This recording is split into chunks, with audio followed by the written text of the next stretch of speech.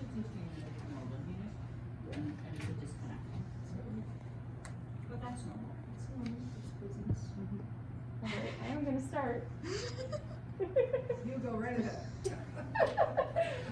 Okay, good morning everyone. Today I am presenting my Ascension for the Arts stained glass window internship experience. And my name is Bailey Boyer, just in case. Did she take her mask off? Sure, go right ahead, because it is being taped and you can. Okay, thank you. Are you able to take them off at the critiques? Well, mine is on Zoom. Oh, okay, all right. So- I think you're all far, is everybody okay with this? If not, Everybody good? all right. Yeah, I know. Because you're all far away from.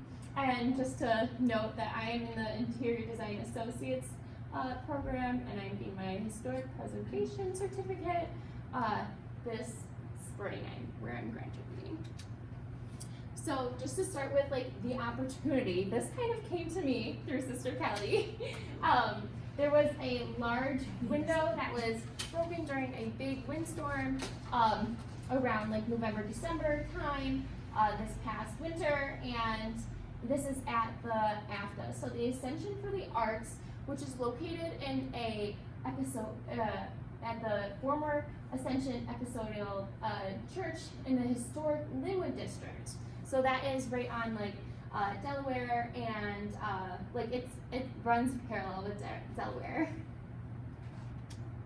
So about the Ascension for the Arts, the AFTA is a multi-purpose group and space for all types of artists, public, and more. The venue is perfect for performances, showings, little like shops or pop-up things, and weddings. And so this is an upcoming group. They have started a few things, but are not fully functioning yet. COVID definitely threw it behind a little bit, but it is up and coming in a great area, very historic. And due to the breaking of the window, the AFTA wanted to look into ways to either fix the window, restore it, or replace it. And like most clients, especially in the glass industry, they did not have like full idea of what it takes to change a window, or what to do when anything happens with a window, really. And so this at this scale, we had to help that out. So going on with the historic value of the building, it is located in the historic district, so there were some preservation guidelines that we did have to consider. Luckily, we did not have to take too many into like consideration though, because we were keeping the hole in the wall. That is like the biggest rule on earth when it comes to like all these guidelines, since we were not like either covering it up or placing a new wall or entry or hole into like the building. A lot of the rules did not apply to us, so that was a big help. But then we also wanted to consider the effect of what a new window could do to the appearance of the church.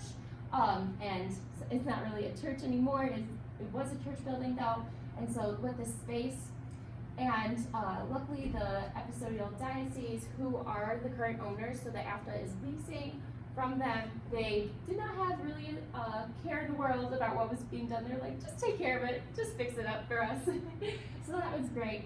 So that just kind of left the like biggest design part for us, was to make sure that like the symmetry went along with the window. So as you can kind of see there are two, I'll point here. This is the broken window. This is like, so this section is out right here, what actually like fell out. And this is like before it broke. But there are two windows that are exactly the same. And now we did not want to like change that up, just because it can affect the way that you see a room. And it like your eye goes to it whenever like symmetry isn't kept. And so that was one of the biggest things that we had to consider. And then also with this church, there were a ton of different types of windows. So that was super interesting. But I would like to introduce like my team first before I get into the process of what we've done. So first we have Sister Kelly, and she has been my like site supervisor for this whole project. And she teaches here at Villa. She teaches our introduction to stained glass. And she also teaches at Sacred Heart and does so many other things. She's also a part of the Stained Glass Association of America, so there's that too. And those of you who don't know it, whenever you walk into that library, the beautiful big stained glass window was Yep. done by Sister Carl. That Yep. was she made for our institution here. And gracing our library for about 5 years. More. Oh, much more. Yeah, it's 2016, I think it was. Wow, yeah. And then we also had Megan McElf, who has aided us with her studio. She is the director of the Stained Glass Association of America, and so she has been a big help there. She's the one that leaded the window, then a bunch of other things. And there's Kitty Mahoney, who is a restorationist and owns Revival Glassworks. And so the kind of idea of having Kitty on with us is that when the actual window does get built, she's kind of be the one to orchestrate it. She's gonna have the books down and have like all the materials and have it done in her studio. And then lastly, we have Miss Emily Lau, who is an interior design student here and an avid handicrafter and has been my right-hand man. So with all these people, there are many jobs for them, but then what was left for me was that what I had to do was assess the window. So took numerous trips to the site to analyze the existing conditions, take photos, measurements, and meet with the client. So that was like the first section of our project. And then next we had to produce a final design. There was lots of thumbnail ideations and then sketches and scale drawings, and then finished off with renderings for the final design. We showed 3 final designs that were presented to the board of the AFTA, and so next came the actual building of the sample window.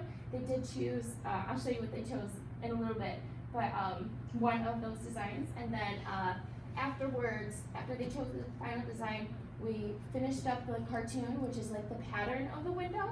We made it very solid, and then started cutting out the pieces and putting it all together. So I cut and grinded the glass, fused powder and frit onto the glass, molded leaves, and pulled Vitreous stringers and much, much more. So when we did have our first impression in December, the 3 things that stuck with me most was that it had been vacated since 2013, so this building had been sitting for a while. I know there was a lot of damage done in the basement, and then so there were a lot of cracked windows all around. It hadn't been kept up. It's kind of difficult to see, but there are some major rough patches on these walls. But so that was part of it. This was also in the Dutch Revival style, which was different for me to see because I, and much like many others, are used to seeing that very detailed church-like style. And so this has a very simple style to it, this church. And very wooden, plain walls, no large paintings or murals or decorative work or moldings. So that was different. And then third, there were many different styles, including potential Tiffany windows and a window from the Froey Art Studio. So that was very, very insightful to see, and also different because typically there are not that many types of window styles in a church, but this one just happened to have that. And so I think part of it was because it was a smaller congregation, and so they kind of did what they wanted. Just to start off, so what the original window looked like, this is an up-close view of it, just to see the detail. So there were lots of vitreous paint on it, so that is like all the black little lines and the shading and such, just to like be clear on that. And then, so this was like a temporary filler window, which was a placeholder. It was meant to be a placeholder until a donor or a patron of the church could sponsor the window, and so they would like have a party and have a new window put in and all that kind of thing. So since it was only a temporary window, or what was planned to be, they used very thin glass, and so it's gotten very old now. There were signs of it already been attempted to be restored, which was shown. So some of like these lines here were Sharpie, others were painted on, and then like some had no paint left, some had lots. And we kind of estimated that it really wouldn't survive more than 5 to 10 years, and so that's very unfortunate, especially because there are more than just the ones like shown here, that like the one that did break. There are more in this building that really do need to be looked at and either like have some support put on them or be replaced. And so another thing with this window is that the part of the reason that of why it did like fall and break was because it didn't have a protective glass exterior window, much like on many of the other ones, but it kind of made sense since it wasn't a strong window to begin with. And then lastly, just to replace a section, so the bottom section was the part that broke and fell out. The entire window would have to come out no matter what. So it kind of wasn't making sense to us to like take this little piece out, replace it, and then put it back in with the old, and plus we didn't know if when we take this window out, the full thing, whether it's gonna crumble to pieces, or it could break, or it could stay whole, but that's something that we do have to keep in mind. And then there's also the idea of when you do get rid of a window, in historic buildings, typically, you like keep a section of it and you store it in your basement just to keep it for record kind of thing. But then there are also ways to fundraise by selling off sections of the window to those who would like it. Just to show like what our design process was going from seeing that window to what we could turn it into, because the group did think that like it would be nice to have a fresh take on this window. So just some of our rough ideas.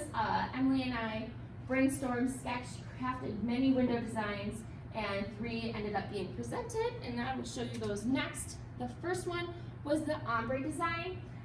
This represents the change from a traditional to a modern style, much like the building's history. So going from being a church originally into this more modern idea of reuse for an older church. And this was rendered by Emily. Next we have the vine. This design includes a 3D vine climbing out the window and was inspired by an actual vine growing through a window on the west side of the church. So this is this vine here that was growing all the way through the actual stained glass window. This is a rendering that I did, and this, as you can tell, is what the design was. So over there we have the little sample window, which I will get to a little bit later, but as you can see, like the resemblance.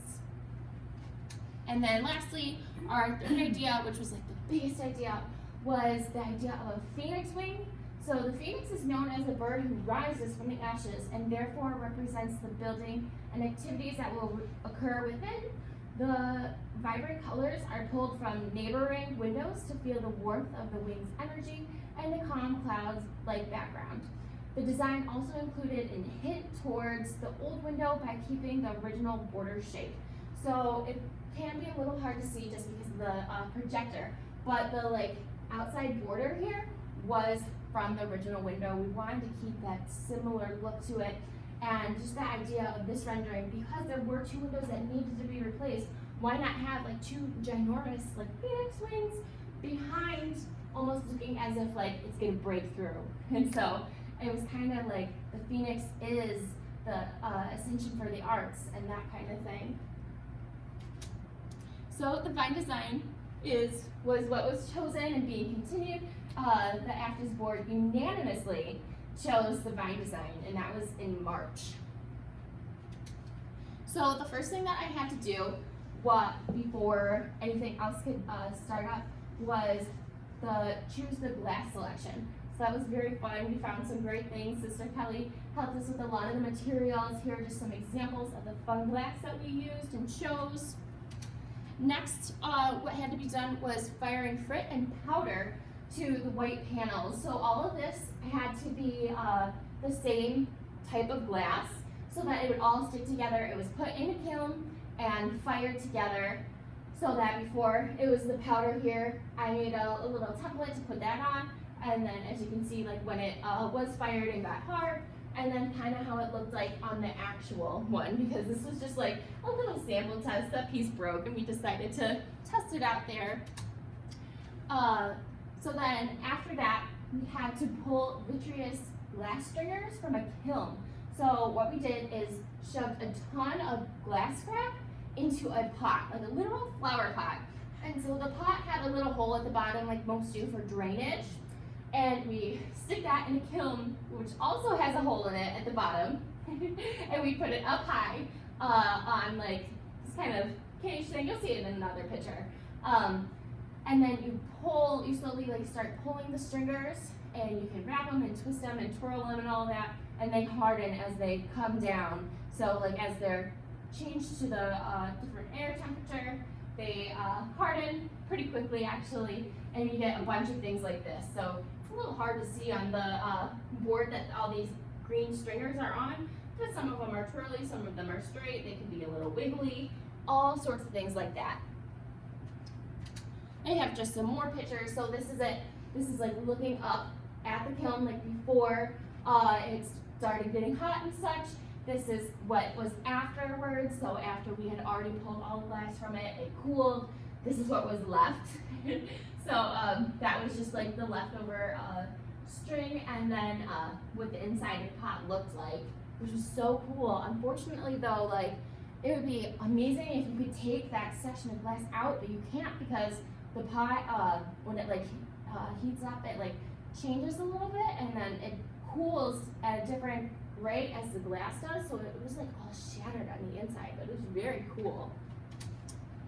And then from there, I took the stringers that I wanted. I was looking at them on my cartoon, and I was thinking like, all right, these are the pieces that I want, but many of them were very big and moving, and so you didn't know where they were going to land exactly when they flattened down on the glass and kiln.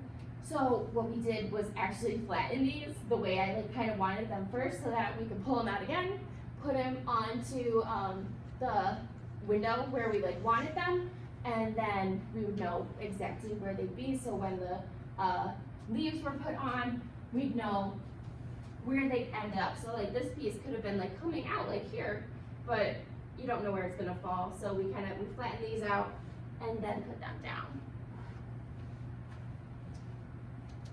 And then another thing that we had to do was fire frit into leaf molds and put those in a kiln.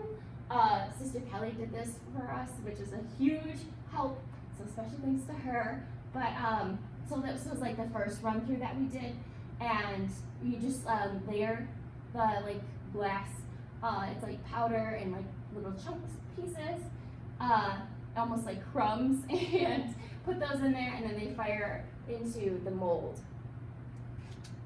And then lastly, we had to, after we got everything out and we fired the stringers and the leaves, which are the vines, onto the white part of the glass, we had to lead and solder the window with lead cane. So this stuff, like right here, that is a hard channel, a hard piece of lead, and it's kind of in an H shape, and what it does is hugs both sides of glass. So that is what we have there, showing it in the work, in the progress. And just saying, a picture is worth 1,000 words, but in person is better. So this is just kind of another picture of it, but in person here, you can kind of tell. So we have the lead, this border is actually zinc, and it was patinaed afterwards. So lead, like you know, is usually like a silvery metal color, but we put this darker patina on it so that it would appear more black, more like the traditional stained glass look. And then we have stringers. Each piece had to be cut, like, so when it was fused, you had to make like a cut here beforehand, or else like they would have been stuck together and you wouldn't be able to put the lead between. But feel free to go up and touch it afterwards. So just lastly, the big takebacks from this experience, I think I learned a lot about group communication skills, like talking to all the different people that were involved in our group, like not only the ones that I showed you, but there are a ton more who are also involved. There was a lot about time management that was a little bit difficult. It was hard to make sure that everybody could meet at the same time and that we were staying on track. Lots of professionalism that had to be put into there, and then the tricks to the trade. So I learned a lot about pricing, estimating, purchasing glass, cutting the glass, fusing it, different glass types, stringers, bending glass, leading, patina, cementing, and so much more. Wait, Sister Kelly's a honey badger? That's a little inside joke there. Show me that, what? I didn't see it. There's a little part down Oh, here. what Says does that Sister mean? Kelly is a honey badger. What does that mean? Remember, we talked about it. I forgot. Just means that she is Badgering you? no. That she doesn't care about what everybody else thinks. She's just gonna like do her thing and get it done and do it amazing.